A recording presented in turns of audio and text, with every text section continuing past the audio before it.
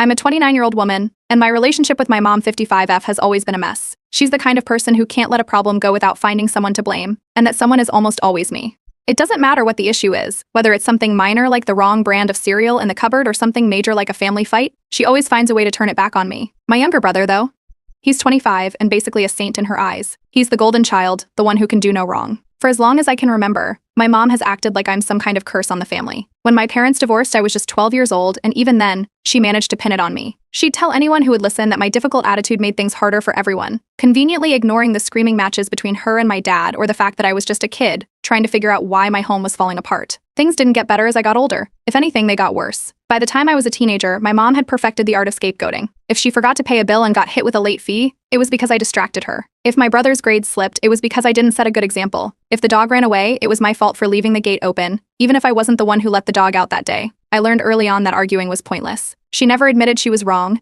and fighting back just made her angrier. Recently, things reached a boiling point. Christmas was always a stressful time in our family, but this year was especially bad. I'd been saving up to get gifts for everyone, but money was tight. I could only afford something small for my brother, nothing extravagant, just a practical gift I knew he'd use. My mom, however, had other ideas. She'd already bragged to the whole family about the amazing gift I'd supposedly bought him. When I explained that I couldn't afford something expensive, she flipped out. Apparently, I was ruining Christmas and letting everyone down. That night, I started thinking about all the times she'd pulled this kind of stunt. Every single family problem, no matter how unrelated to me, somehow became my fault. The missed bills, the arguments, even random things like my aunt not coming to a party, it was always on me. I realized that this wasn't just about Christmas or a bad day. This was a pattern, and it had been going on for years. I wasn't just her scapegoat, I was her punching bag. The breaking point came a week later. My brother had been interviewing for a new job, and when he didn't get it, my mom immediately decided I was the reason. According to her, I distracted him by asking too many questions about the interview process. Never mind that he'd asked for my advice or that I had absolutely nothing to do with the outcome. It was easier for her to blame me than to accept that maybe the job just wasn't a good fit. At first, I wanted to confront her. I wanted to lay everything out and make her see how unfair she was being. But then I realized something. Arguing wouldn't change anything. She wasn't going to suddenly admit she was wrong. Instead, I decided to take a different approach. I started keeping track of everything. Every time she blamed me for something I didn't do. Every time she twisted the truth to make herself look better. Every time she deflected her mistakes onto someone else. It wasn't just for me, either. My brother had grown up hearing the same narrative, that I was the problem and he was the golden child. I don't think he's a bad person, but he spent his whole life being sheltered from the consequences of our mom's behavior. He genuinely believes she's always right because he's never had to question her. If I wanted to break this cycle, I'd need more than just my word against hers. As I started gathering evidence, I noticed a pattern. My mom's behavior wasn't just random, it was strategic. She'd deflect blame whenever she felt cornered, twisting the situation until someone else, usually me, looked like the villain. And the rest of the family? They went along with it. My dad, my cousins, even my aunts and uncles, they all stayed silent, either because they didn't want to cause conflict or because they'd been manipulated into thinking she was right. I wasn't sure how far I'd take this plan, but one thing was clear, I wasn't going to sit back and let her keep using me as her scapegoat. Whether it was a family gathering, a holiday, or just another random day, I was ready to start pushing back. Quietly, carefully, and with a plan. The next time she tried to throw me under the bus, I'd be ready. This time, the truth would be on my side. Update 1. The dinner party was at my aunt's house. It was supposed to be a casual family get-together, but anyone who knew our family knew that casual and family didn't mix well when my mom was involved. The moment I walked through the door, I could feel the tension in the air. My mom was in full host mode, even though it wasn't her house, bustling around and loudly making sure everyone noticed how much effort she'd put into helping with the event. My brother was already there, sitting on the couch and scrolling through his phone, looking unbothered as usual. I hadn't even made it to the kitchen when my mom loudly mentioned, almost as if on cue, how disappointing it was that her sister, my aunt, had decided not to come. Her voice carried through the room, clearly meant for everyone to hear. Then came the twist. She pointed out that it was probably because of an argument I'd had with my aunt years ago. I froze. It wasn't just the audacity of blaming me for my aunt's absence, it was the fact that the argument she mentioned hadn't even been a big deal. My aunt and I had disagreed on something trivial at a family BBQ 3 years ago, but we'd laughed it off the next day. If anything, my mom had been the one constantly stirring the pot, bringing it up whenever she wanted to criticize me. I took a deep breath and walked into the kitchen, where a small crowd of family members had already gathered, including my brother. My mom, clearly waiting for her moment, zeroed in on me and repeated her theory, this time directly to my face. She made it sound like I'd personally offended my aunt so deeply that she'd decided to skip the party altogether. I kept my tone even and simply said that I didn't think my argument with my aunt had anything to do with her decision not to come. I pointed out that my aunt had actually RSVP'd, yes, but had mentioned to me earlier in the week that she wasn't feeling well.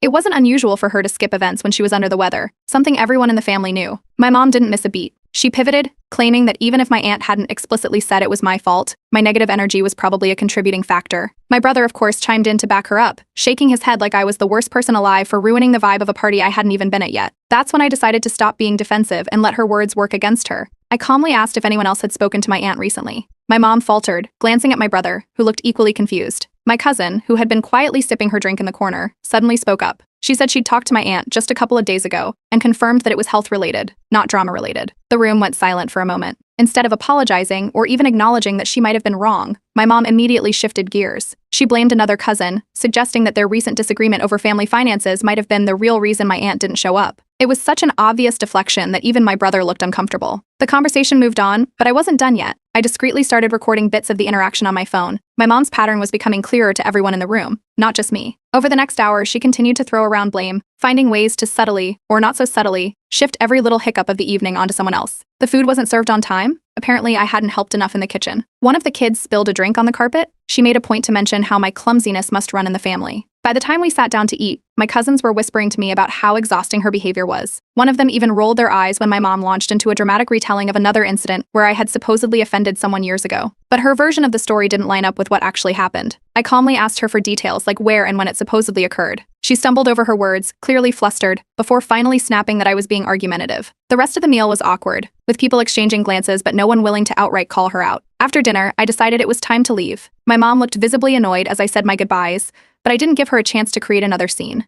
Later that night, my cousins messaged me, sharing stories of their own experiences with her manipulation. They told me they were tired of her behavior and were glad someone was finally standing up to her, even if it was subtle. It was the first time I realized I wasn't alone in this. The pieces were starting to fall into place, and I knew it was only a matter of time before her web of lies began to unravel completely. Update 2. It all started when I was helping my dad clear out some old paperwork. He'd recently moved into a smaller place and was finally sorting through years' worth of documents. I'd offered to lend a hand, partly to spend time with him and partly to take a break from the drama my mom seemed determined to stir up. We were working through a box of random files, old tax returns, receipts, and insurance papers when I came across a folder labeled Education Fund. I opened it, curious, and quickly realized what I was looking at. These were records of a fund my parents had set up years ago to cover my brother's college expenses. My dad, ever organized, had meticulously documented every contribution, withdrawal, and expense. Something didn't add up. The withdrawals listed didn't match what my dad had described when the fund was first set up. He'd always told us it was a joint account that both he and my mom contributed to equally. But from what I could see, nearly all the deposits came from him, and the withdrawals were suspiciously high, way more than what my brother's tuition and fees should have cost. I asked my dad if he knew about the discrepancies. At first, he seemed confused. He said my mom had been handling most of the payments, and he trusted her to manage it responsibly. But the numbers didn't lie. I pointed out a few particularly large withdrawals that didn't align with any of my brother's school expenses. My dad looked uneasy and said he'd need some time to think about it. A few days later, I decided to dig deeper. I asked my brother about his college costs, framing it as curiosity about how he managed his budget back then. He rattled off some rough figures, and they were nowhere near the amounts listed in the fund's withdrawals. That's when I knew something was seriously wrong. Armed with the records, I approached my dad again. This time, he couldn't ignore what was in front of him. The two of us went through every transaction line by line, and it became clear that my mom had been using the fund for things completely unrelated to my brother's education, personal shopping sprees, vacations, and even a down payment on a car. My dad was visibly upset but still hesitant to confront her. He said he didn't want to cause a fight without being absolutely sure. That night, my mom came over for dinner. I stayed quiet at first, letting my dad lead the conversation. He casually brought up the education fund, asking her if she remembered how they'd handled the expenses. Her tone shifted immediately. She got defensive, claiming that the withdrawals had all been necessary and that any discrepancies were likely due to unexpected costs my brother had during school. When my dad pressed further, mentioning the records we'd found, she turned on me. She accused me of stirring up trouble and even suggested that I'd somehow tampered with the documents to make her look bad. It was so over the top that I couldn't help but laugh. I calmly pulled out the folder and handed it to her, pointing out the dates and amounts. Her face went pale for a moment before she doubled down, claiming the records were incomplete and didn't tell the whole story. My brother walked in just as the argument was heating up. He looked confused, so I explained what was happening and showed him the documents. At first, he tried to defend her, saying there must have been a reason for the withdrawals. But as we went through the records together, even he couldn't deny that something was off. For the first time, I saw doubt creep into his expression. He admitted he'd never really questioned where the money came from or how it was spent because my mom had always assured him everything was under control. The next day, my dad decided to call a family meeting. He wanted everyone to have a chance to address the situation openly. My mom arrived looking smug, clearly expecting to take control of the narrative. But this time, she wasn't prepared for what came next. My dad laid out the evidence in front of everyone, going through the records methodically. My brother backed him up, recounting our conversation and confirming that the expenses didn't match his actual college costs. At first, my mom tried to dismiss the whole thing, claiming it was an attack on her character. When that didn't work, she accused me of turning the family against her. But the more she talked, the more obvious it became that she was deflecting. My aunt, who had been skeptical of her for years, finally spoke up. She admitted she'd seen similar behavior from my mom in the past, particularly when it came to finances. By the end of the meeting, my mom was cornered. She stormed out, but the damage was done. my cousins reached out later, offering to share their own stories of financial irregularities involving her. It was like a floodgate had opened. And that night, I started putting together a comprehensive timeline of events. With the support of my dad, brother, and cousins, I knew I had everything I needed to expose the full extent of her lies. The next step was clear: a public confrontation where the entire family could see the truth. This wasn't just about the money anymore, it was about breaking the cycle of manipulation once and for all. Update 3. It took about 2 weeks to organize the family meeting. My dad, brother, and a couple of my cousins were all on board, which made it easier to get everyone together. The tension leading up to it was thick. My mom had started calling around, asking relatives if they'd noticed me acting out recently. She framed it as concern, but everyone knew she was fishing for allies. The meeting was set for a Saturday afternoon at my dad's place. The turnout was better than I expected. My dad, brother, aunts, uncles, and most of my cousins were there. Even a couple of extended family members who usually stayed out of drama showed up, curious about what was going on. My mom arrived last, carrying an air of confidence like she was about to squash a petty misunderstanding. Once everyone settled, I connected my laptop to the TV. My dad gave a brief introduction, explaining why we'd called the meeting and emphasizing that this was about clearing the air, not pointing fingers. That's when I started the slideshow. The first slide was simple: a timeline of key events involving the education fund. I walked everyone through the deposits my dad had made, the withdrawals my mom had handled, and the discrepancies we'd uncovered. I included screenshots of the account statements and matched them with receipts for non-education related expenses, like a luxury handbag and an all-inclusive vacation package she'd taken without telling anyone. The room was dead silent, except for the occasional sharp intake of breath. When I finished that section, I moved on to a broader pattern of behavior. This part was trickier, because it involved calling out her manipulation without making it seem like I was piling on. I included examples of her deflecting blame over the years, like the time she convinced everyone that I'd ruined Christmas by not buying my brother an expensive gift, or when she claimed I was the reason my aunt skipped a family dinner. My cousins chimed in here, sharing their own stories of being blamed for things they had nothing to do with. Each story seemed to validate the last, creating a snowball effect. About halfway through, my mom's confidence cracked. She interrupted, claiming I was twisting the facts and dragging her through the mud for no reason. But her outburst didn't land the way she'd hoped. Instead of rallying to her side, the family pushed back. My dad asked her point blank to explain the education fund discrepancies. When she couldn't, my brother stepped in, visibly angry for the first time. He apologized to me in front of everyone, admitting he'd been blind to her behavior for years, and that he now understood how manipulative she'd been. The room shifted. For the first time in my life, I felt like the family saw her for who she really was. My aunt, who'd been quiet up to that point, spoke up, recounting how my mom had once borrowed money from her under false pretenses and never paid it back. Another cousin shared how my mom had tried to pit her against her siblings by spreading lies. One by one, people started connecting the dots, realizing how many of their own experiences fit the same pattern. My mom's frustration boiled over. She stood up, accusing me of orchestrating the entire meeting to humiliate her and tear the family apart. She tried to storm out dramatically, but my dad calmly told her she wasn't leaving until we finished. She sat back down, clearly seething. The final slide was a list of proposed boundaries. I kept it simple: more transparency with shared family finances, clear communication, and accountability. My dad announced that he'd be taking legal steps to recover the misused funds and prevent further financial mishandling. My mom looked furious but didn't say a word. When the meeting ended, my mom left without saying goodbye to anyone. As soon as she was gone, my cousins and aunts gathered around me, thanking me for having the courage to stand up to her. They admitted they'd been scared to speak out before, afraid of her retaliation. My brother pulled me aside and apologized again, this time promising to be a better sibling and start rebuilding our relationship. He seemed genuine, and for the first time in a long while, I believed him.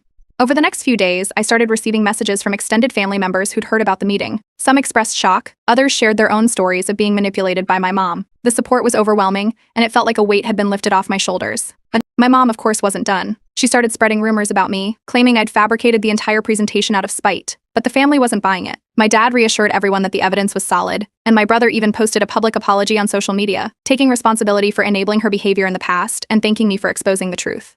Meanwhile, my dad began consulting with a lawyer to explore options for recovering the money she'd taken from the education fund. It wasn't about the amount as much as it was about holding her accountable. The family also agreed to new norms, more open communication, and less tolerance for toxic behavior. While my mom was more isolated than ever, the rest of us felt closer. Family gatherings became more relaxed without her constant presence, and my brother and I started spending more time together. It wasn't a perfect resolution, but it was a start. And for the first time in years, I felt like I wasn't fighting this battle alone. Update 4? It didn't take long for my mom to retaliate after the family meeting. Within a week, she started reaching out to mutual friends and extended family, spinning the narrative that I'd orchestrated the whole thing out of jealousy and spite. She painted herself as the victim of an elaborate smear campaign, claiming I'd fabricated evidence and manipulated everyone against her. At first, a few relatives bought into her story. I started noticing the change in tone from some of them during conversations. One aunt, who had seemed supportive at the meeting, suddenly became cold and distant. Another cousin messaged me, asking why I was so determined to destroy the family. It was frustrating, but I didn't let it rattle me. Instead, I sent a short, factual message to the extended family group chat, offering to share the evidence I'd presented at the meeting with anyone who had questions. I attached a few key documents to back up my point, leaving no room for doubt. That approach worked better than I expected. Over the next few days, several relatives reached out privately to apologize for jumping to conclusions. They said they could see through my mom's attempts to discredit me and appreciated my transparency. Some even shared their own stories of being manipulated by her in the past, adding more weight to the pattern of behavior we'd exposed. Meanwhile, my mom turned her attention toward my brother. She started calling and texting him constantly, accusing him of betrayal for siding with me during the meeting. At first, he tried to keep the peace, but her attacks became relentless. Eventually, he stood his ground, telling her that her lies and manipulations had caused harm to the entire family and that she needed to take responsibility for her actions. From what he later told me, it was the first time he'd ever directly challenged her. Around this time, the floodgates really opened. More extended family members started sharing their experiences with my mom. Stories of financial manipulation, guilt tripping, and outright lies began pouring in. One uncle revealed that she'd borrowed money from him years ago, claiming it was to help my dad, only to later find out she'd used it for a personal shopping spree. Another cousin recalled how she'd nearly caused a rift in their family by spreading false rumors about a sibling dispute. While all of this was unfolding, my dad continued pushing for accountability regarding the education fund. He confronted my mom directly about the misused money, giving her an ultimatum: cooperate and return what she could, or face legal action. She responded by threatening to sue me for defamation, claiming that the presentation I'd given at the family meeting was filled with lies. Her threat didn't faze me. I consulted with a lawyer, who reviewed the evidence I'd compiled and assured me that her case wouldn't hold up in court. The lawyer even suggested that if she pursued it, we could countersue for damages, given the overwhelming proof of her financial mismanagement. When word of her legal threats reached the family, it backfired spectacularly. Relatives who had been on the fence about the situation began cutting ties with her, tired of her escalating drama. Despite the mounting backlash, my mom made a brief attempt to reconcile. She showed up unannounced at my dad's house one afternoon, offering a lukewarm apology and claiming she wanted to move past the drama. It was obvious she wasn't truly sorry, she just wanted to regain control of the narrative. My dad refused to entertain her demands, reminding her that accountability was non-negotiable. She left in a huff, muttering about how ungrateful we all were. On the brighter side, the fallout brought the rest of the family closer together. My dad, brother, and cousins formed a tight-knit support network, vowing to hold my mom accountable and ensure she couldn't manipulate anyone else. My brother, in particular, made a visible effort to mend our relationship. He started reaching out more often, inviting me to family gatherings, and even publicly acknowledged his role in enabling our mom's behavior. He posted a heartfelt message on social media, apologizing for not seeing the truth sooner and thanking me for standing up for the family. The ripple effect of the meeting and its aftermath was undeniable. Several relatives chose to cut contact with my mom entirely, unwilling to tolerate her toxic behavior any longer. Others, while not completely cutting ties, set firm boundaries to protect themselves from her manipulation. For the first time in years, family events felt lighter and more peaceful without the constant tension she brought to the table. Meanwhile, I kept responding to any lingering rumors with calm, factual rebuttals. My approach seemed to disarm her attempts to spread misinformation, further isolating her within the family. Slowly but surely, the truth was winning out, and her influence was fading. Although my mom continued to make occasional attempts to stir up drama, they grew less frequent and less effective as time went on. The rest of us were finally free to rebuild our relationships without the shadow of her manipulation hanging over us. It wasn't a perfect resolution, but it was a start. And for the first time, I felt confident that the truth would continue to stand on its own, no matter how hard she tried to distort it. Update 5. After the dust settled, the changes in the family dynamic were impossible to ignore. My mom's isolation deepened quickly. With most of the family keeping their distance, her influence waned significantly. Relatives who used to hang on to her every word were now cautious, aware that siding with her often came at a price. She spent the following weeks reaching out to anyone who would listen, trying to rewrite the story in her favor. But with the truth already out, fewer people believed her. As word about the family meeting spread, the small community where we lived began to piece things together. My mom had built a reputation as a social butterfly, but her knack for stirring up drama wasn't new. Now that her behavior was exposed, neighbors and acquaintances started pulling back, choosing to steer clear of her. Some even reached out to me or my dad, expressing regret for ever believing her stories in the first place. It became clear that her web of manipulation extended far beyond the family. Meanwhile, my dad took decisive action to address the financial mess she'd created. With help from a lawyer, he finalized an agreement with her, recovering a portion of the funds she'd misused from the education account. It wasn't a full recovery, she had already spent much of it, but it was enough to make a difference. More importantly, the agreement ensured she couldn't touch any remaining joint accounts or assets. For the first time in years, my dad felt like he had control over his finances again. The most unexpected change, though, came from my brother. For so long, he'd been caught in my mom's narrative, playing the role of the golden child. But after everything came to light, he made a genuine effort to reconnect with me. He started small, suggesting we grab coffee or go for a walk. Soon, he was initiating family get-togethers without our mom, something he'd never done before. He even invited me to his apartment for a game night, something that felt almost surreal after years of tension. Around this time, my mom made one last-ditch effort to regain control. She sent me a long, rambling email, accusing me of destroying the family and painting herself as the victim. It was full of the usual guilt trips and deflections, but it didn't hit the way it used to. I didn't respond. Instead, I reinforced the boundaries I'd set after the family meeting: minimal contact unless she took full accountability for her actions. Predictably, she didn't. As my mom's influence faded, the rest of the family began to heal. Extended relatives who had been distant started showing up more often. Without her constant interference, communication improved, and old rifts began to mend. My cousins, inspired by the meeting, took a stand as well. They confronted her about past incidents where she had manipulated or lied to them. Each confrontation further chipped away at her power, leaving her with fewer allies. My relationship with my brother continued to grow stronger. We started opening up about our shared experiences growing up under our mom's influence. It was strange realizing how much we had in common despite being cast in such different roles. He apologized again, not just for siding with her, but for not questioning her sooner. We began supporting each other in ways we never had before, and for the first time, I felt like I had a real sibling bond.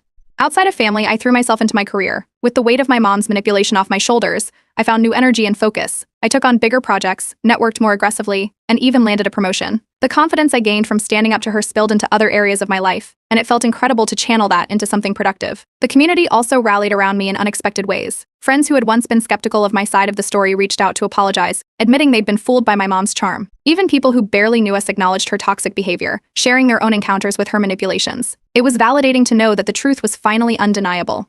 Despite her dwindling support, my mom still tried to regain control. She showed up uninvited to a family birthday party, but my dad turned her away, calmly explaining that she wasn't welcome unless she agreed to respect the boundaries we'd set. It was a firm stance that reinforced the new dynamic we were building as a family. Without her, family events became something they hadn't been in years: peaceful. Birthdays, holidays, and reunions were free of drama. People laughed more, stayed longer, and genuinely enjoyed each other's company. It was like a cloud had lifted, and everyone could finally breathe. Looking back, I know the confrontation was necessary. It wasn't easy, and there were moments when I wondered if it was worth the effort. But seeing the family rebuild itself, seeing my dad reclaim his independence, and watching my brother grow into a more self-aware person made it clear that it was the right thing to do. For the first time in a long time, I felt free. Free from the constant blame, the manipulation, and the toxic cycle my mom had created. The family was stronger, more united, and finally able to move forward. And as for me, I was hopeful for the future, ready to start a new chapter surrounded by people who truly cared.